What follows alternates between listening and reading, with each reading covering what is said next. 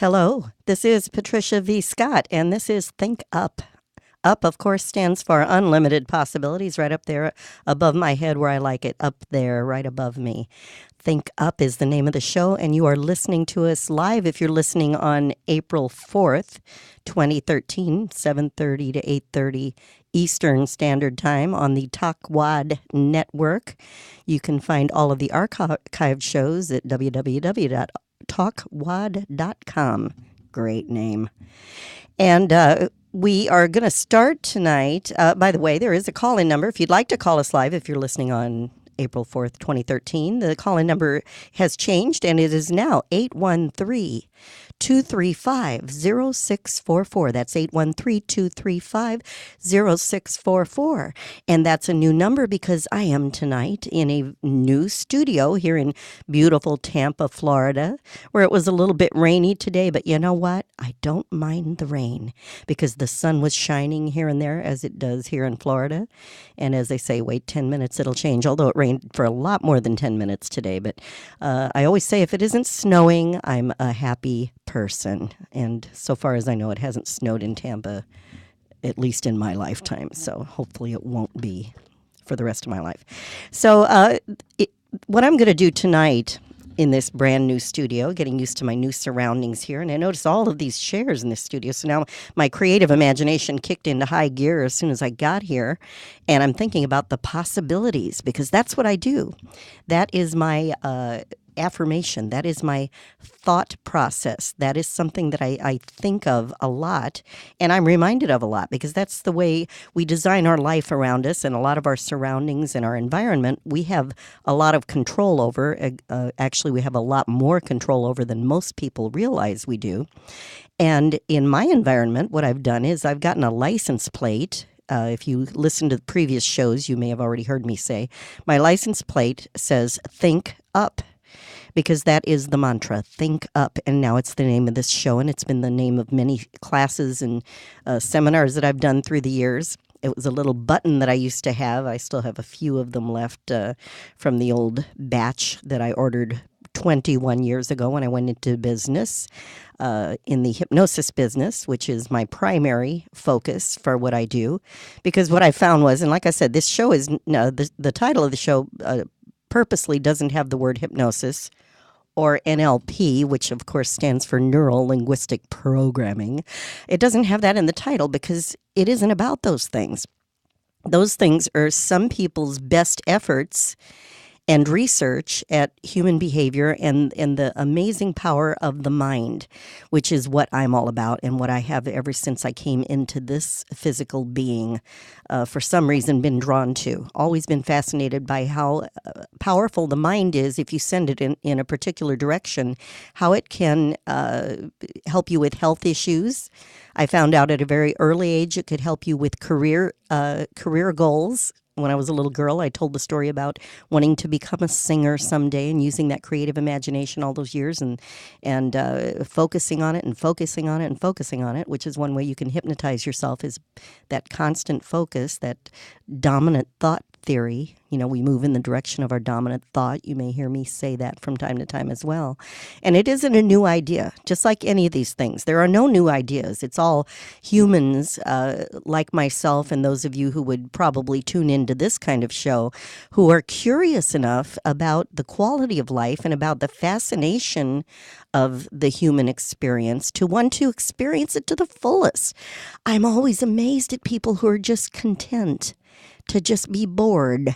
I don't know how anyone can be bored in this life, whatever your circumstances are. The last thing you should ever be in this lifetime is bored. It's like open your eyes, look around. It's beyond my ability to imagine how someone can be bored. They must have to work at it, and that's more work than I would ever want to do.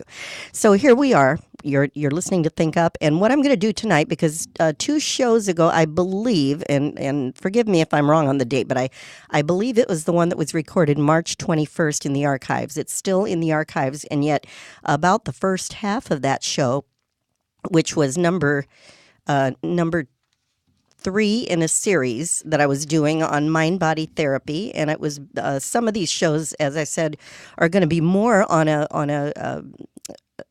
educational kind of a format because I am a certified master trainer of hypnosis and I teach NLP and hypnosis. And as a matter of fact, I'm in the middle of a certification training right now. I have some amazing students. And what I thought of when I started this show in January of this year, so I've only been doing it for about 3 months, was to make some of the shows actually good for continuing education credit for hypnotists. You don't have to be one of my students to get credit because, as far as I've discovered so far, just about every hypnosis organization, at least I haven't heard of any yet, that don't accept my trainings, my continuing education. So you can contact me about that at my website, uphypnosis.com. And it's, again, uphypnosis.com. Or you can email me at uphypnosis@yahoo.com or info@uphypnosis.com. Any of those ways you can contact me, and I will give you the information on how you can get continuing education credit so that you can continue keeping your certifications current with whatever organization you belong to, and that includes in other countries. I know in England there's a couple of organizations that also have used my trainings as credit. So practically anywhere you are, if you're in Australia or if you're in Africa or any of these other countries, just check out your organization, and I'm sure that when they see the groups that I'm affiliated with, that they will also be approving these. And what a nice thing to be able to do, to go at your leisure. In the middle of the night is when I tend to get creative and have time, nice quiet time to do these things. So, in the middle of the night, if you're up, you might as well do something interesting, and hopefully you'll find some of these shows interesting. And you can listen to the ones that I've done on several different topics, and this one again is the third in a series. And I'll try to mark them as well so you can see which ones are which, because they aren't always consecutive either. And again, Mind Body Therapy is a book. It's called Mind Body Therapy, Methods of Idiodynamic Healing and Hypnosis by Ernest L. Rossi and David B. Cheek, Cheek. This is kind of a must-have book, in my opinion, for anyone studying mind body therapy, hypnosis, NLP, et cetera, et cetera. So any of the alphabet soup of the helping fields, this is a very, very definitely one of the books you want to have in your library, you want to have available for you to be able to do. So this is number 3 in the series, and I'm going to do some review because of the sound problem on that third installment of this training. And like I said, I think that was the March 21st show. You can still hear it, and yet there was some sound problems about halfway through. I think it finally kicked in and was fine. So if this adds to what I said then, again, one way that we learn things, right, is through repetition, compounding, layering. That's what I always say. And as many different ways as you can hear something with different types of language, it can impact and enhance and enrich your learning experience, perhaps. So here we go. Again, this is Talkwad Network, and you're listening to Think Up, and this is the third in a series of mind-body therapy, methods of idiodynamic healing. Idiodynamic healing, interesting concept. And the part that we're going to take off on for this, you can watch the first couple if you want to get caught up, but I'm going to do a little bit of review of the second one. What we talked about was contrasting the psychobiological approach to mind-body healing, which uses idiodynamic questioning. And again, that's these minute little idiomotor reflexes, little moving fingers that we can get to have happen from an unconscious level. It's not about saying this finger moves and I move it with my mind, with my conscious mind. It's about within a focused state of concentrated, relaxed attention that we create with the hypnotic experience and with the language, and then to encourage the unconscious to come up with those little minute movements that we can perceive by observing the person that we're working with. And another example of that would be using a pendulum. And thinking you want it to turn a certain way or to spin or to go back and forth or whatever. And as you're thinking that without consciously moving the pendulum, you will find that it will start to, if you really focus on it, it will start to move. For some people, it moves very dramatically right away. For others, it's a little bit more subtle. So you also have to develop what we call sensory acuity.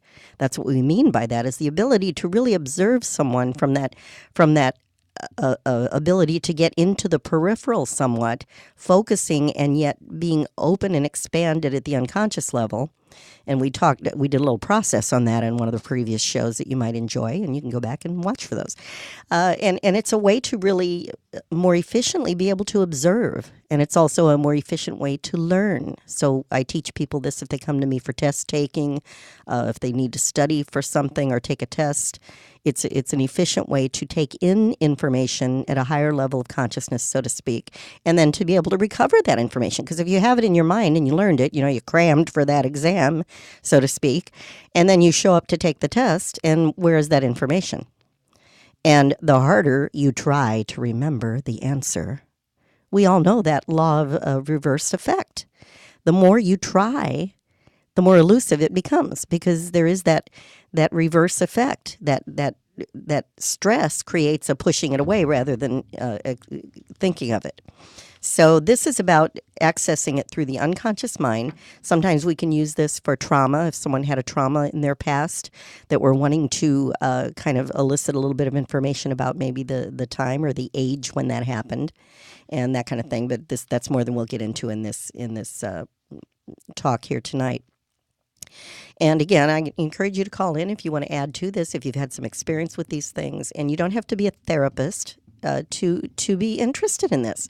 I studied all of these things for officially for academically for about not 40, for about not that old, about 20 years before I became a hypnotherapist, and that was, like I said, many all those years I had no idea I was going to become a hypnotherapist. So I was doing it because I'm curious about the mind, as I still am, and the career that I have now in hypnotherapy is just that next level of me with my interest in life.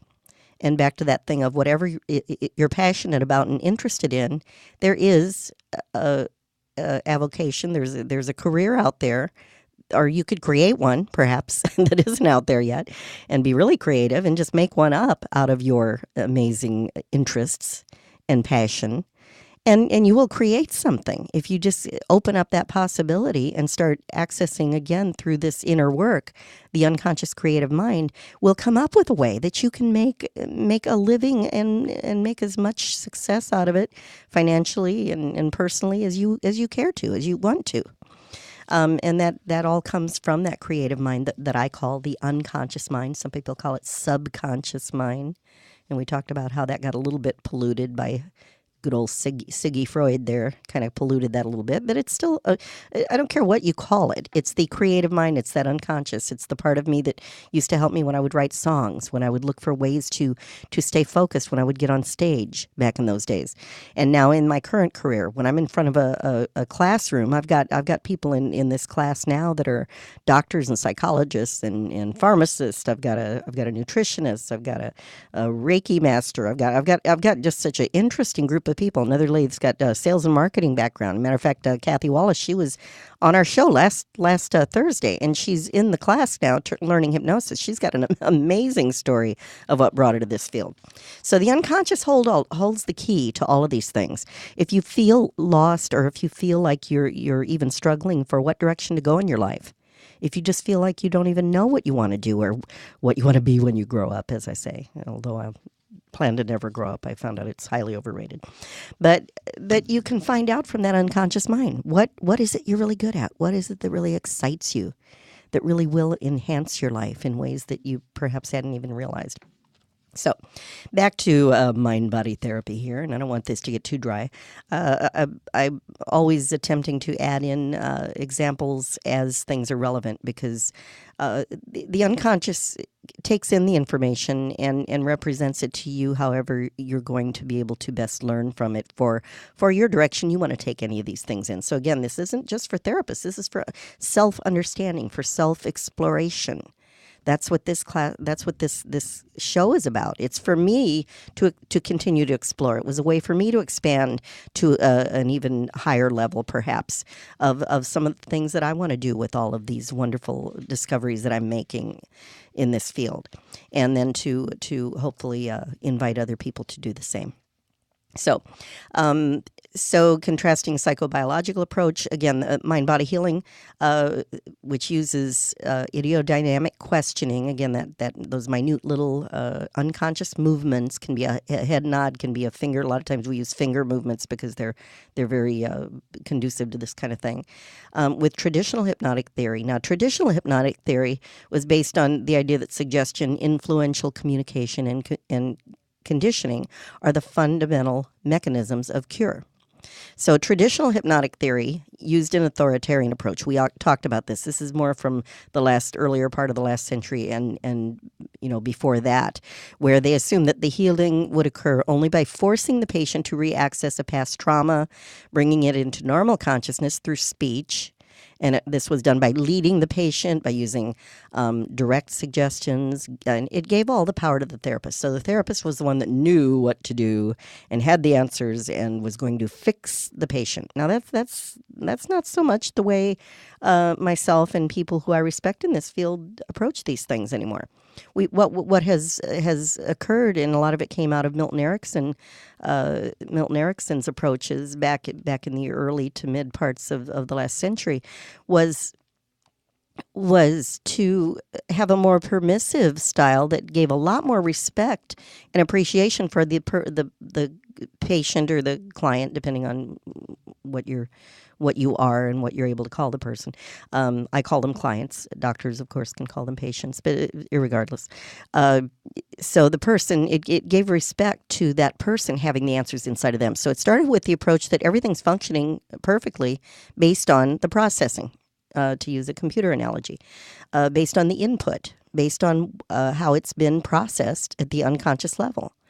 And the unconscious, runs the emotions. So whatever representations have already been formulated, whatever beliefs have been built around a certain traumatic experience or situation in the person's life, it's all based on beliefs and different things that have surrounded that, and then repetitive responses and behaviors, and then the person ends up with all of these automated responses. Now, you do realize that during your day, if you think about it, how much of your day are you really tuned in? I'm talking in the moment, really tuned in, aware of everything that's going on around you. Very, very little part of the day. And people that know how to measure these things say that up to 85% of the day we're on automatic.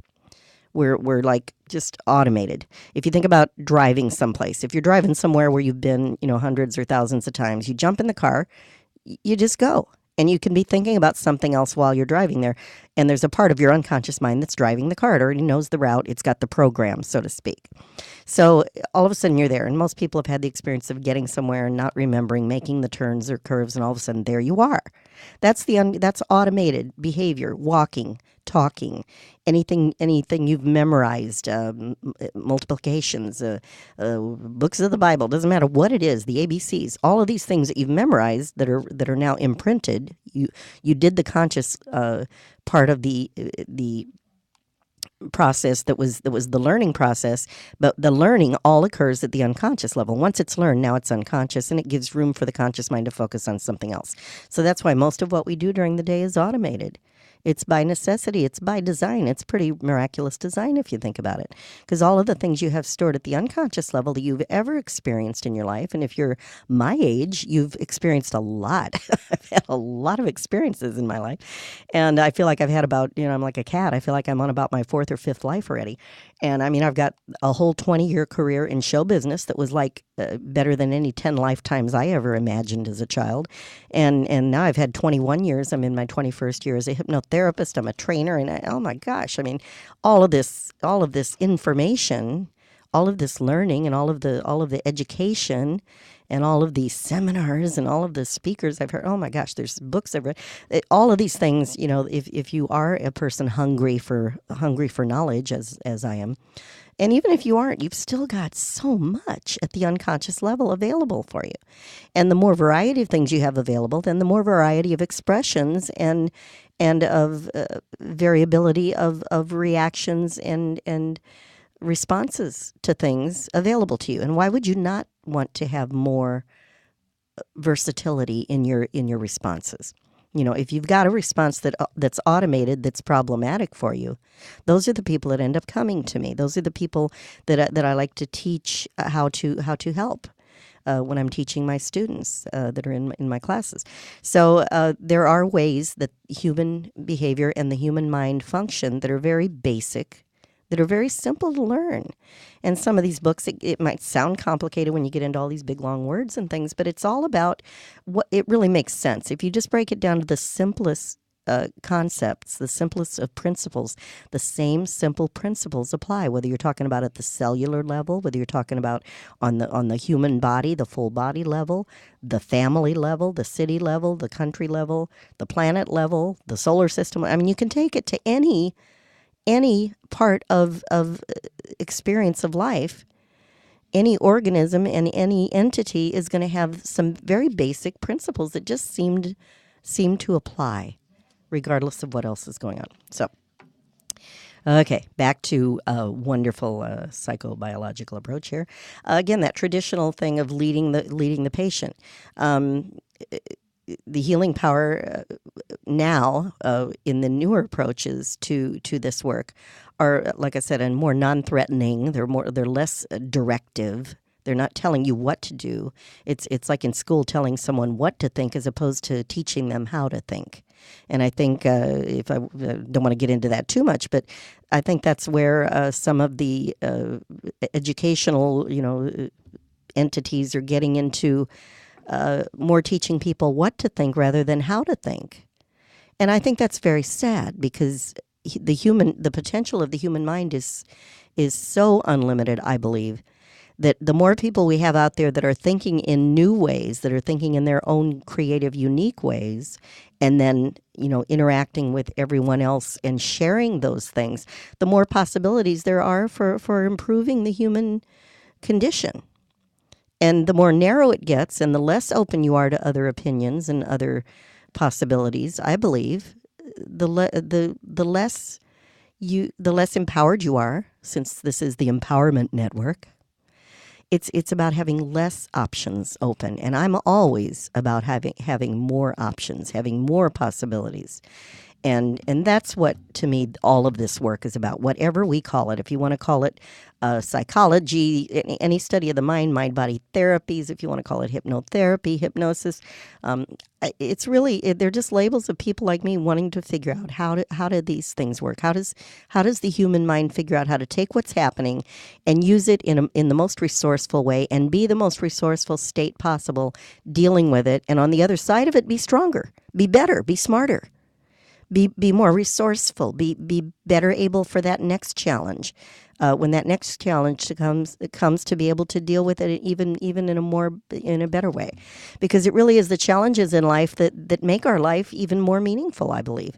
That doesn't mean we want always to be challenged and have problems. Like I said, there's that roller coaster of life, and some of my clients that come to me, they'll say, "Well, could it just kind of go straight for a while? Like stop with the up and down thing, just for one day, maybe." Because some people's lives, they just do seem to be in such chaos, and it happens. Some things we have no control over, and yet we have a lot more control over our attitude about it. We have complete control over our attitude about it, and that in many ways, it's pretty amazing how that roller coaster starts to smooth out for my clients as they start to access their own resources and control their own state in the midst of all the chaos, somehow magically. And I hear this a lot, and even my students are starting to hear people around them say it as they're working with people. As the weeks go on, they're already getting the idea that by someone changing on the inside, all of that chaos around them just seems to start smoothing out. And it's interesting to hear the comments. And there was a lady in one of our classes that was just so fascinating one time, talking about all of these people she was having problems with at work. And just, I won't go into the details, but there was just so many different problems at her place of employment. And within just a couple of weeks of taking the class, within the first couple of weeks, she came back, and she was even laughing as she was saying it, because she caught the irony of it. But she was saying, it's so weird. She says, "I don't know what's going on, but everybody at work has just gotten so much nicer." And I thought, isn't that cool? And even she got it, but it really was like, she couldn't understand how everybody seemed to be changing. And obviously, if you're different, if you act differently to someone, then it has to affect how they respond back to you then. And these are powerful, these are empowering things to learn how to do. If you're getting if you have someone that is interaction with a relationship that is problematic, if you change your element in that equation, then it's going to change. It has to change on the other end of that equation, the response. And it's pretty fun to play with some of these things with people who tend to be either verbally abusive or things like that. And I've worked a lot with these things. There's some powerful things you can do with people just to diffuse them, and not let them feed off of their ability to push your buttons, as I say. And it's about keeping that remote control for your own self, for your own power center, and not letting someone else push those buttons. And they can only do it if you give them permission. People don't think of it like that, but as soon as you start thinking of it like that, even if you're just doing it like a game, then all of a sudden you start realizing, wow, if I don't give them permission to push my buttons, they can't push my buttons. I'm in control, and I choose to be neutral about that, or I choose to be okay with this, or I choose not to interact in this argument that you're wanting to start with me. If I don't do my part, then you can't argue with yourself. You're going to get tired and walk away, and it does often happen that way. So we've got the traditional theory, where the therapist had the power, and then we realized, thank goodness, that the power is in yourself. I always tell people I can't give you something you don't already have. So through this non-threatening, again, permissive attitude of the therapist, it allows the patient or the client to break through the limitations of the conscious attitudes they already have and to solve their problems in their own unique way.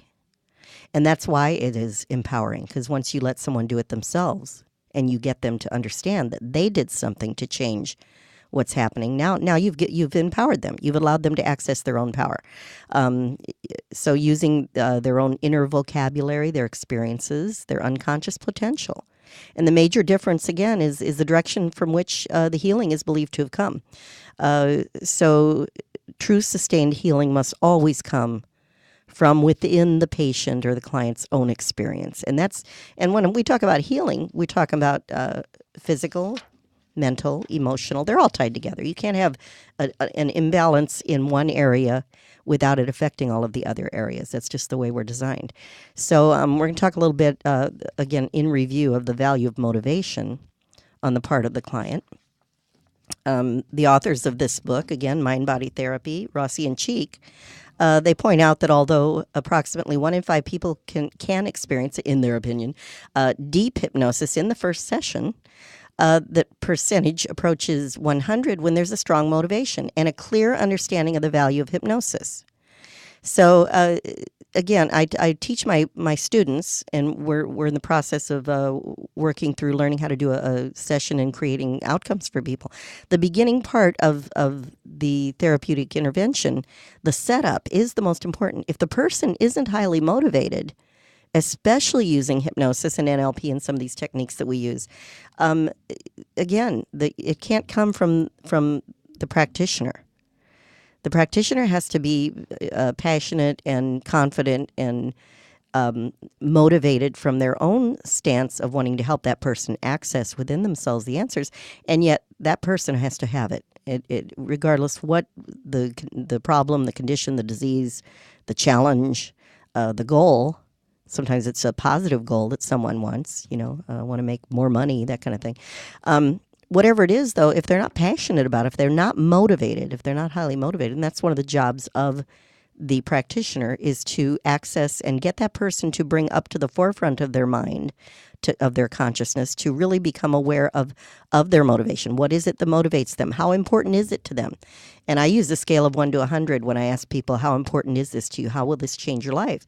And, if they're not at 100 motivation on something, I'm going to talk to them and keep asking them, well, how, what's the point then? How will this change your life? I'm going to get them to start using that creative imagination to let them know that they have a part of them that is going to hear that level of motivation and access, even more importantly, the things within them that's going to get it. Because if it's not that important to them, they're unconscious. I always think of it as being back there going, oh, it's not that important, so I don't really need to work this hard on it. So the 100% motivation is very important. So, and again, they even found that for people, whether they were, in their opinion, able to go into deep hypnosis, I don't care about the level. And basically, they came up with the same basic understanding that level of hypnosis isn't really that important. Even for people with catastrophic illnesses, you don't need a deep level trance. Someone who's in pain or has a physical ailment is already in trance. They already are in an altered state. And their conscious mind is usually focused on the negatives, on the limitations, on the problematic side of it, because that's the way the medical profession interacts with people. And our job is to get their focus on the outcomes. It's more about outcomes. So the level of motivation makes all the difference between success and failure. And even the uh, all things being equal, if the therapist even maybe isn't all that skilled in what they're doing, remember it's the person who's going to be getting it done. If the therapist really wants to help the person, that's more important sometimes than even their level of expertise in what they're doing. And if you have both, even better, of course. So in my own practice, I found the best subjects, the best people to use these kind of techniques with are the ones that are sent to me by their healthcare professionals. Most of my private practice is on doctors' referrals or mental health practitioners' referrals, and because when they walk through the door, they already are assuming that some form of success because of the what we call prestige suggestion given to them by their physician who they trust. In most cases, they're going to trust, and that's going to give you elevate their expectation, because along with motivation, expectation is the next thing. And we did a whole show on placebo effect. So if you can get some inert matter to improve a condition, sometimes alleviate it completely, as in we talked about the allergies and things like that, and skin conditions that just clear away completely. The warts on the children that they used to tell them they would paint it with food coloring and tell them that in the middle of the night that the I forget what they used, some kind of magical person was going to show up and their warts would disappear. And because they believed it, they would wake up and their warts were gone. I mean, what's with that? So we know about the placebo effect. The power of the mind, again, I think we're just beginning to tap into the ability of the creative mind to come up with unique and interesting ways for a person to just, it's more about believing it can happen, wanting it to happen, and then just backing off from all that critical mind and letting it happen. That's really how I think of what these things do. So being referred by someone's medical doctor, it motivates them to participate fully in the process. And it shows them that their healthcare professional has confidence in my ability to help their patient. So that increases their expectations. It increases their results, frankly, because that already gets some of those doubts and things out of the way. And it allows the hypnosis process to be very effective because the motivation to gain relief rather is very high. So that's why that's so important. So I do want to mention a couple things before I think I'm winding down here to a little bit, getting toward the end of the show here or something. I'm not sure where we are, but I do want to mention that I'm going to be speaking at one of the groups that I'm a master trainer for is the International Association of Counselors and Therapists, and they have their annual convention coming up in mid-May in beautiful Daytona Beach, Florida. I'm so happy that it's there because it's close for me, but it's a beautiful place. It's an excuse for me to go on the road and interact with a lot of people. I'm going to be taking a lot of other people's seminars, which I always love to do. It's my opportunity. I'm always a student as well as a teacher. And I'm going to be presenting a couple of different presentations. You can go to IACT is their call letters. It's International Association of Counselors and Therapists, IACT.org, and look at their catalog. I'm presenting, I believe on Friday, I'm presenting Dr. Preston's An Introduction to His Library Technique. one of my first teachers I've spoken of on this show from out in Arizona, who's no longer with us, but I'm carrying on his legacy. And then I'm also doing a workshop that is a paid workshop. I believe that's on Sunday. That is, it would be on Sunday the 19th. The 17th is when I'm doing Dr. Preston. The 19th is when May 19th, I'll be presenting Smokers Are Easy.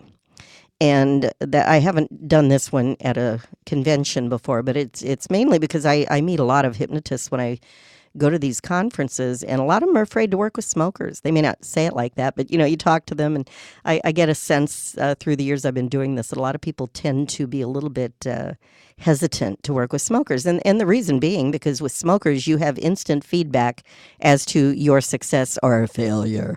Now, in NLP, we say there is no failure, there's only feedback. So I never believe if someone tells me they're 100% motivated, which I make them say at the beginning, especially for smokers, if they're, or I won't work with a smoker unless they're 100% motivated. Because why would I? I don't need people out there saying they came to me and it didn't work, because it doesn't work to begin with. I know it's the person that's going to get the job done. And what I do is I get their 100% commitment, and the techniques I'm going to teach these people at this Smokers Are Easy seminar or workshop is going to be, I think it's a 2.5 or 3 hour workshop, is going to be to offer them what I have found out, just like we were just talking about in the beginning of the work, getting the motivation, getting the commitment, getting the expectations. And then once you've got all of that, you can get past doubts and fears and limiting thoughts and beliefs and all those things, because that's the unconscious mind's going to take care of that. And I have 100% respect that their unconscious mind always wants something for that person that's going to enhance their life, or that's going to make them healthier or happier or more productive or more financially successful, whatever it is. If it's going to enhance or enrich their life, I think if they have the ability, if it is possible for them, anything that would limit that is a mistake, is something the unconscious can figure out a way to get rid of it, get past it, get over it, whatever it takes. And sometimes it does it inside of awareness. Sometimes it does it outside of awareness. The person just knows that it isn't a problem anymore, and they have no clue, nor do I, many times, what happened. Nor do I really care. Sometimes I'm curious, but it's just interesting that the mind knows, oh, well, this is what you want, and it's this important, then that other silly stuff is no longer valid. So it's gone.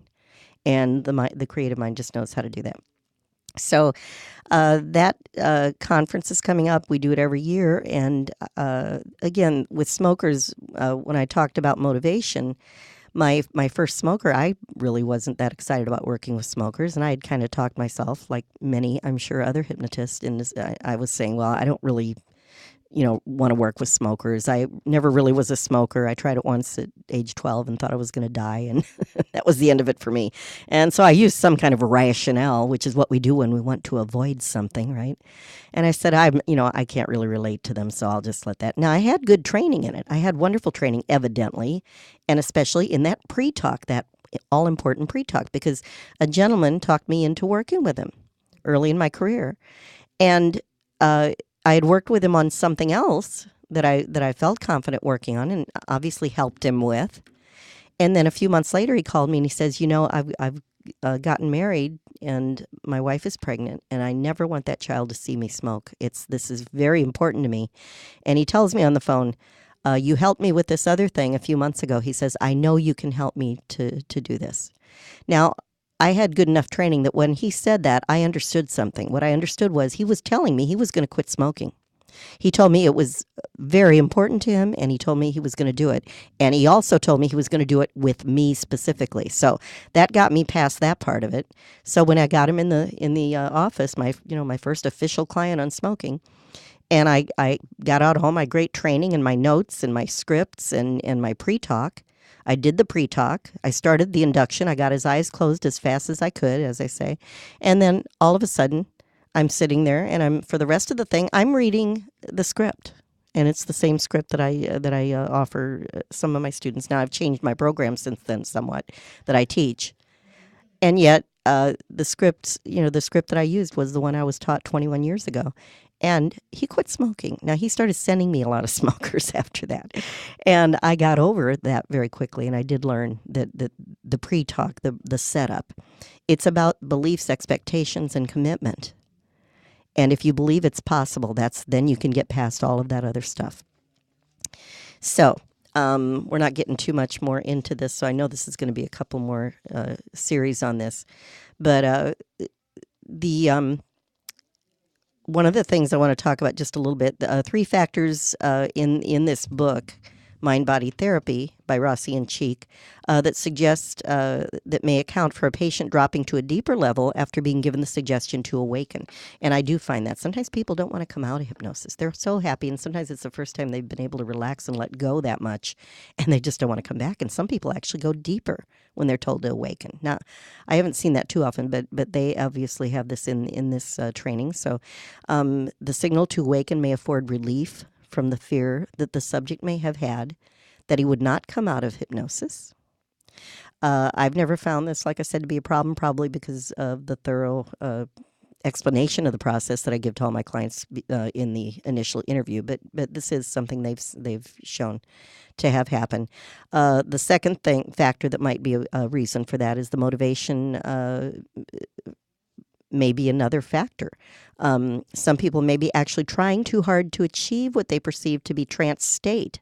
The suggestion to awaken may relieve their anxiety and allow them to relax enough to achieve their wish to go deeper. Now, this would be a prime example of the law of reverse effect, which I talked about just a few minutes ago. And again, that's an interesting theory. We could probably do a whole show on that. But that it's like that try, and as soon as you stop trying and let go, we were talking in class the last time that we were all together about people with infertility. And I spoke at an infertility support group one time. Interesting experience that I may share sometime. But basically, there's a phenomenon that happens with these people. They spend all this money and thousands of dollars, tens of thousands of dollars on infertility and all this, and medications and therapy, whatever they're doing. And there's a phenomenon that happens when someone finally gives up and decides to adopt. And this is very common if you talk to people who work with infertility. They get pregnant. That the couple they'll end up getting pregnant. And it's like that law of reverse effect again. All of a sudden, all that stress and strain and try is gone. And we use this kind of language in hypnosis to get effects on the hypnotic processes. But all of a sudden they stop trying and they just give up and they say, well, we'll just adopt. And there really is a high percentage of people that then they get pregnant.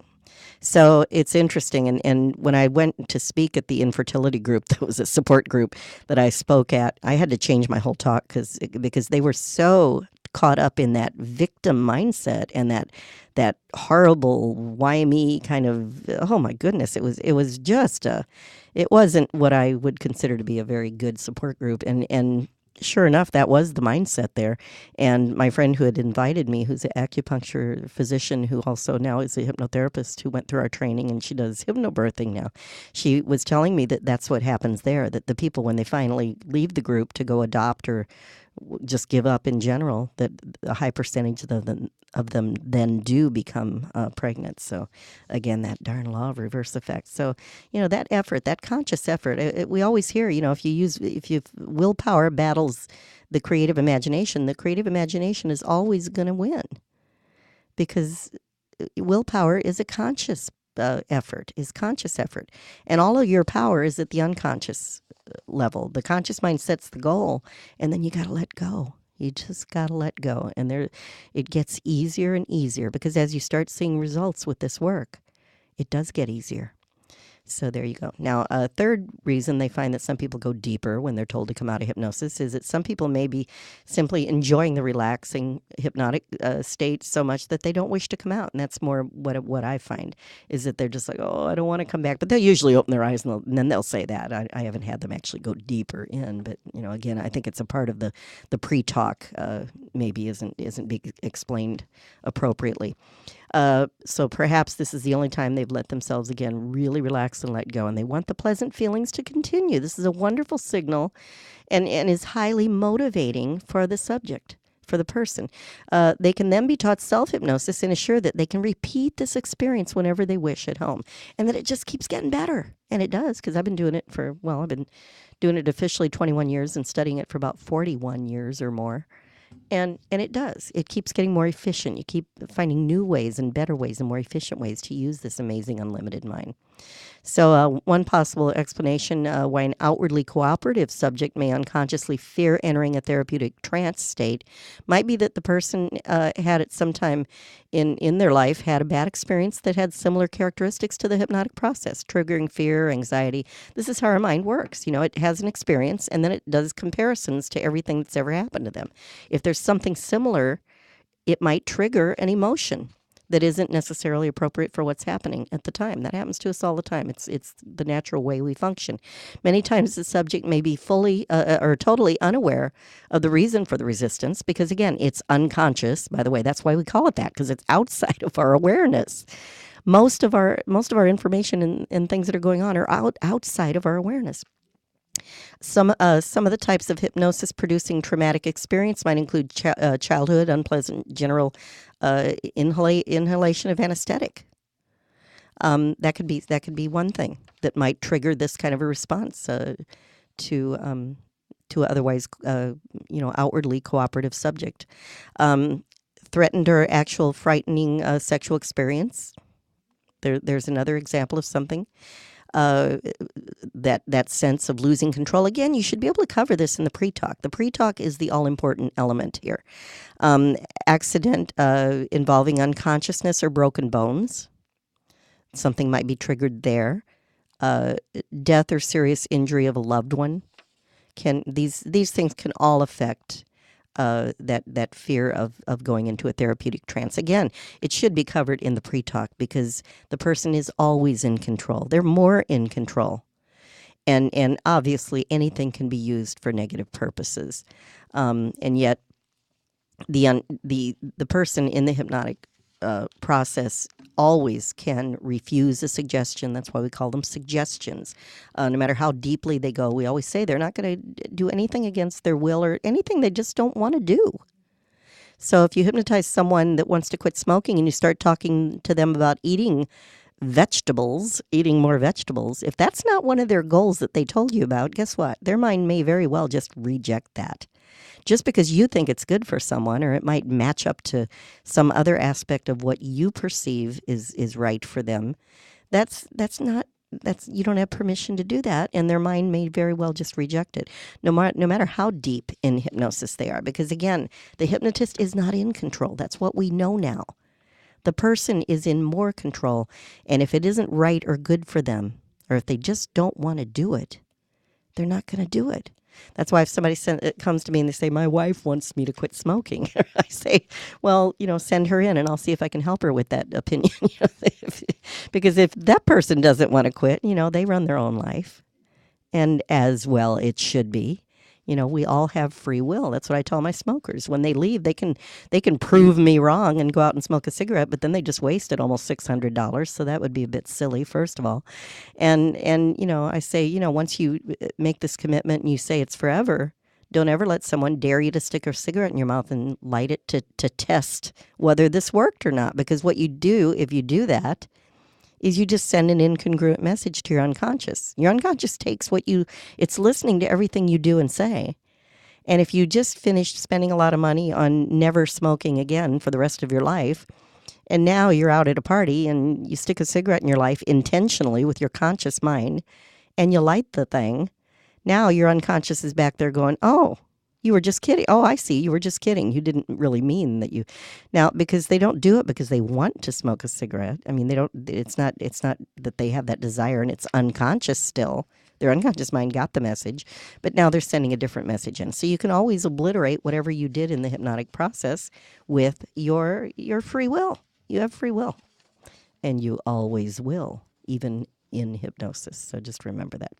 So I don't know where we are in the process here, but we're gonna I should be watching my watch, but it's like when I do sessions, I don't really pay attention Oh, you know what? to what. Can I? Do you mind if I chime in for a minute? Oh, please do. I'm not used to. This is Nolan. Hello, hello. I I'm can't. not used to people not having their desktop, so I'm sitting here I typing to can't. you the whole time. Hey, Oh, I got you're 10 minutes. typing to me, Yeah, you can't read and it. it's on the floor, so It's I on the can't see floor, it. so I'm sitting. I'm Because like, I'm do so you want? short. If it was up here, you wouldn't see me. I said the president called in, and I said, "Do you want to take it?" And you said no. I didn't. So I hung up on the Oh, president. someone called in. The president. It was a joke. The president called in. Yeah, I was making a The joke. president of Oh, the hypnosis Zimbabwe. organization. Zimbabwe. Oh, of Zimbabwe. Yeah, of Oh, course. haven't talked to him in weeks. Oh, okay. That's what he said. Okay. Well, gee. So, what was there anything important that you were telling me, like wrap it up or anything? No, I was saying you do have about 8 minutes left, but earlier I can play a commercial if you want me to. So if you need to take a break to get it, if you need one. So. Oh, you're actually going to tell me when you play commercials. Usually they do it right in the middle of my sentences. So Oh, nice. go for it. Do you want one now? Play You a wanna take break? commercial. Okay. Here we go.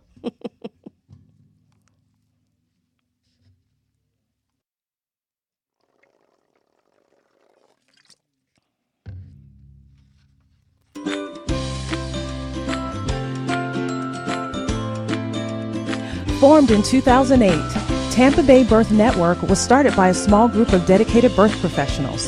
The Tampa Bay Birth Network's primary mission is to provide a community of professionals, families, and individuals who support, educate, and/or promote natural pregnancy, birth, and parenting. This year's Natural Birth and Baby Expo is sponsored by the Talk Wide Network in association with Mama Bear Shares Talk Radio Show and will be broadcasted live from the Largo Cultural Center on April 6th. We'll be showcasing our local birth centers, midwives, childbirth educators, natural baby retailers, photographers, family health resources, and much, much more. You don't want to miss this one-of-a-kind event. If you're interested in becoming part of this year's Natural Birth and Baby Expo, please visit us at tampabaybirthnetwork.org. That's tampabaybirthnetwork.org.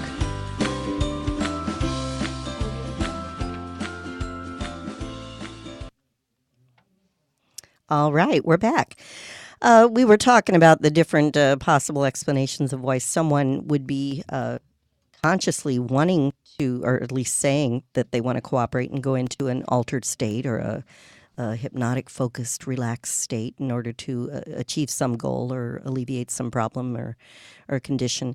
And yet then there might be some resistance or something that's inhibiting that. And we talked about some of those things. And I'm going to go now to state-dependent patterns of physiology, memory, and learning that have been encoded during circumstances of stress-released epinephrine by the autonomic nervous system and related responses by the endocrine and neuropeptide systems. Now, it sounds kind of like those big words again. But basically, it's these chemicals that are released in our bodies that produce feelings, emotions, based on what we're thinking and also what's already programmed in and what's triggered.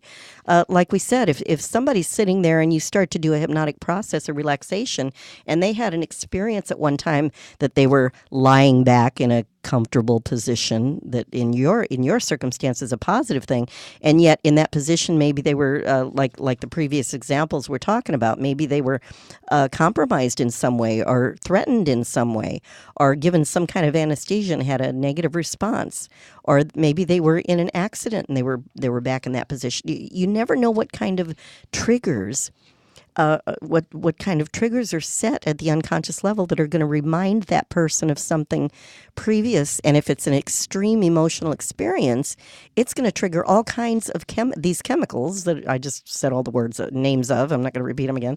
And these stress released chemicals are released in a non-confrontational atmosphere.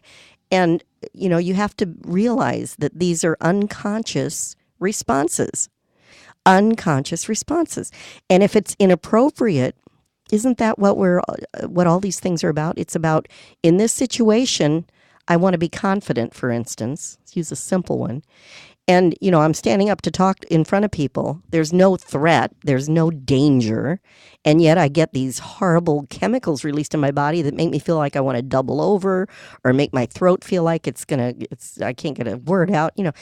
There's no threat. And yet the body's responding with all these chemicals that are making your body not be able to function fully. So, and again, you never know sometimes where these things are triggered from. What is it about that situation that triggers it? It can be trained in through negative thinking, but it can also be triggered by something that happened when you were 2 years old that you don't even remember consciously. Now, the nice thing about these processes is it's irrelevant if you remember, if you know what it is. Many times, if you think you know, it even can get in the way. So the answers are, again, at the unconscious level. And that's what this is talking about. State dependent, when we say something is state dependent, they're talking about patterns of responses that we have. Remember, we really are a conditioned response, just like Pavlov's dogs. We have conditioned triggers that will trigger a response. Now, if you have one that you find that every time this happens, I tend to this, and if the this is something you don't want to do, just you and it isn't appropriate, then it's something at the unconscious level that was just trained in somehow. Maybe it was conditioned in when you were very little. It's irrelevant when or how it got trained in. The important thing to know is that you can retrain it, that you can change that response, and you can change it very quickly and very efficiently. So you can change so that stimulus, so to speak, now triggers a different state. You can anchor in a different state. So when I used to go on stage, obviously if you get on stage to sing and your throat tightens and your stomach gets all doubled over and your knees start banging together, which is what happened the first time I got up to sing in front of people that I didn't know, that's not a very good way to perform. So I trained in different responses to that same trigger of getting up in front of people, so that when I would stand there with a microphone like I have now in front of me, I get excited. Now, it sends all of that energy, all of those chemicals, instead of the stress response, it creates all different kinds of chemicals in your body. It starts to send clarity, focus. It opens up the energy. It opens up the creative mind. And there are ways to train that in with these techniques. So basically, that's what this is talking about. So recent experimental research has demonstrated how epinephrine, all it is an information substance. It's utilized in the here's these big words again. The parasynaptic cellular modulation is released under stress. It's a chemical. It's a chemical in your body, epinephrine, that's released when you have a stress response. It plays a significant role in the state-dependent phenomena that occurs in human behavior and facilitates memory and learning. Further, there's B-endorphin, ACTH, and a variety of endocrinal hormones basically, and their peptide analogs have similarly been found to encode state-dependent memory. So what this is really saying, all of these different chemicals and endorphins and things that are in your body, they literally encode the state-dependent memory. These peptides belong to a class of information substances that are responsible for modulating the state of the organism. That means you. That means me. Our state. When we say state, it's what state we're in, is what emotional state, what response state are we in. Post-traumatic stress disorders are the most extraordinary clinical examples of state-dependent memory. Think about that. State-dependent memory, learning, and behavior. That's what we're talking about. Brought on by the excessive arousal of the autonomic and endocrine systems stimulated by a stressful situation. So if you think about, people talk about PTSD, and we may get into this in a whole series later. But that's what this section is going to be getting more into. And again, we're going to go into series 4 because I had to review some things from that last time we did this. But this is part 3 of this mind-body therapy series. And we're going to talk more about that. But if you think about post-traumatic stress disorders, if you have a traumatic experience, I'm sorry, to be stressed by it, to have a response of extreme emotional trauma, this is a normal response. This is not a problematic. It can be problematic if it extends beyond, and interferes with your life in the future. But to have a response to something traumatic is normal. And as soon as we started treating it like a disease, it started becoming more problematic rather than less. And again, I'll expand on that later. I don't have time to go into it now, but these problems, if you had a traumatic experience that is still affecting you years later, that's when you can take these things and figure out how to reframe or re-encode at the level of the body memory and encode in where this state dependent memory is encoded and change that. It's possible to change that. That's the important thing to know, because every time you bring up a memory, the emotional state that you're in at the time you bring up that memory also colors and changes and encodes that memory again for the next time and for subsequent times when that memory is brought up. So if you can bring it up in a different state, in other words, if you can bring up a trauma from a state of neutral emotion, of calmness, of peaceful calmness, and look at it from a different perspective, without having all those chemicals released in your body, then the next time it comes up, it's going to be changed forever. So that's just a quickie overview of what we're going to be talking about in this next section. It's a very fascinating concept, even with all the big words that I sometimes stumble over, because these are pretty impressive words. And my voice is better this week. I don't know if anyone listened last week when I had Kathy Wallace on. She was so phenomenal. I'm going to bring her back again after she finishes our training. They've had 2 weekends of training, and they're going to be back this coming weekend for their third. And after we finish all of the 6 weekends, I'm going to bring her back sometime in May, probably. They're not all consecutive, but we finished the first weekend in May with this training. And I'll have her explain her wonderful journey that brought her through the training. And I want to thank her again, Kathy, for if she listens to this personally. And I want to let everybody know how helpful she was, because my voice was pretty squeaky last week. And it's almost back 100%. I'm in my head, I can still tell that there's some scratchiness there, but it's definitely better than it was. And it was interesting class that we had the last time we met. I was squeaking a lot, so bless them for putting up with all of that. So I want to remind you that this is Think Up, and I am Patricia V. Scott. I am a certified medical hypnotherapist. I'm trained in a lot of different fields, but to me, I'm in such fascination of the human mind, and I want you all to understand that this whole series and all the different things I'll be doing on this show, and I will have some more guests in. I'll be inviting some special people that I know.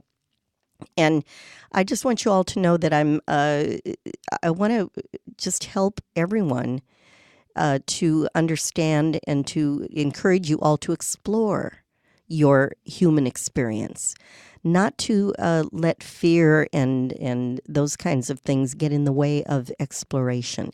And if you have something that is problematic, that is challenging you, to encourage you, instead of pushing it away or covering it up or hiding it, to explore it, to not be afraid to explore, because you have an amazing unconscious mind that is always there to help you to be in your best optimal state of health and well-being at any given moment of your life. It's your best friend. And thank you, Sigmund Freud, for making a lot of us afraid of that part of ourselves. And yet, he did help a lot of things about hypnosis carrying on. But I just want to encourage you to start looking at life as every moment being a gift, and to think up. And like I said, if you're having kind of a down day or it's raining outside, I like the rain, just stand up, think up, lift your head up, start laughing at yourself, do something silly. Do something, anything to change your state. And if you change it for a moment or two, then you can change it for longer, and you can start to sustain that. Write little affirmations, write little mantras. I drive a mantra. I drive an affirmation. It says, think up. When I walk up to my car, it reminds me to keep looking up and thinking up and feeling up. And it helps. We create our own internal experience based on our thoughts. So remember that, and remember to think up from time to time. And if you listen to some of my past shows, maybe you'll find some inspiration and some thoughts there. So I'm going to call it a day now and invite you to come back next Thursday, and we will continue with more thoughts on mind-body therapy. Thank you.